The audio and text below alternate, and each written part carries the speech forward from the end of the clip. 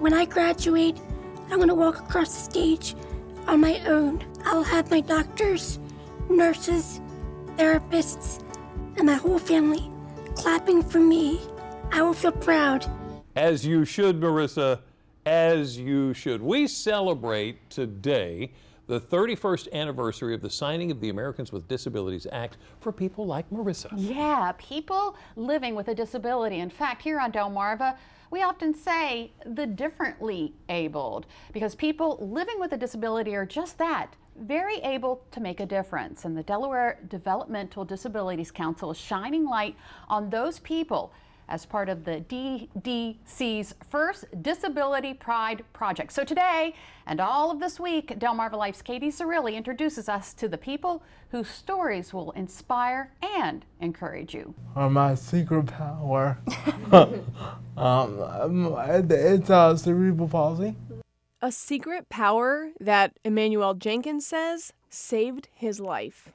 Growing up in what the community would call ghetto, where things were violent, and I imagine if I could walk, I probably would have been trying to do some of the same things that we saw or heard, but because I had a disability and because I looked at the world differently, I valued life a lot sooner than a lot of people. That value turned into a purpose, and from that purpose, passion. To educate and to inform, something Emmanuel says he knew his peers needed. There wasn't a lot of resources.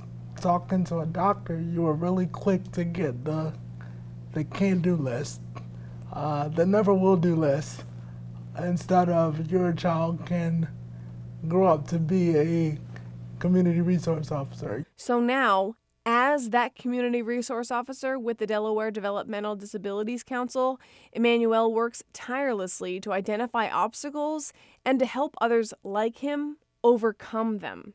We may gotta go around it, we may gotta jump over it, but we're gonna figure out how for it not to be an obstacle anymore.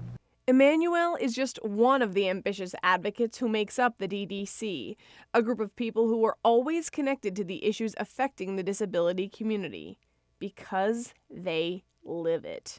So our council, we have 23 dedicated, amazing members, the majority of whom are individuals with disabilities or their families.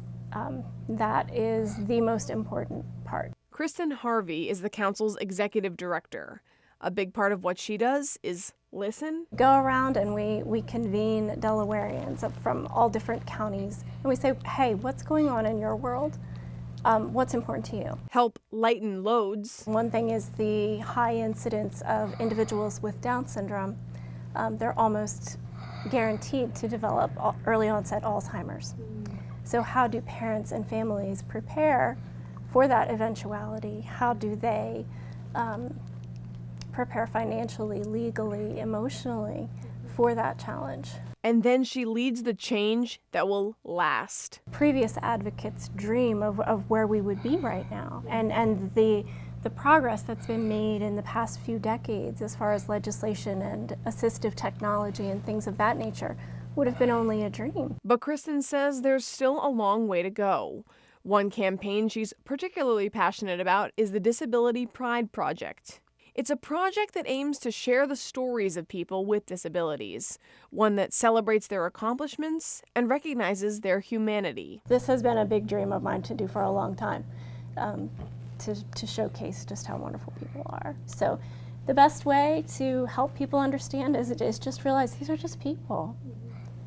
Just strike up a conversation. It doesn't have to be about, come up and what's with the wheelchair. It could be like, oh, hey, how'd you get that carrot cake from the buffet? And I didn't. This happens a lot. These are the types of conversations. See a person as a person. And if you get that mindset, if you keep that as your true north, you can't go wrong. The council is sharing videos from members of Delaware's disability community as they explain what disability pride means to them. It's a simple message, one that Kristen says comes down to empathy. Put yourself in someone else's shoes or someone else's wheels or on someone else's crutches.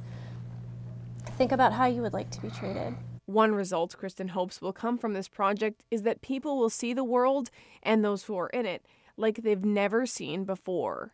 Consider it a light bulb moment. One day we were in Emmanuel's office and we were rearranging furniture. And I said, well, we'll put the bookcase over here. And he says, no, that won't work. And I'm like arguing with him because I'm a decorator lady. I'm like, no, it's gonna look good here. And he's like, how am I gonna turn my wheelchair? There's not enough of a wheelchair radius here. So now whenever I enter a building, I'm looking at things like that because he showed me. Real life that inspires real change. When they call and I'm able to say, I understand or we understand, and then I go into a little bit of who I am, you can literally hear this sense of, I can really talk to this person, or I can really relax because now I feel like I'm not alone. And I think it brings us back to the council as a whole to know that you are being represented by people with disabilities, their parents, their allies. A powerful partnership packed with pride.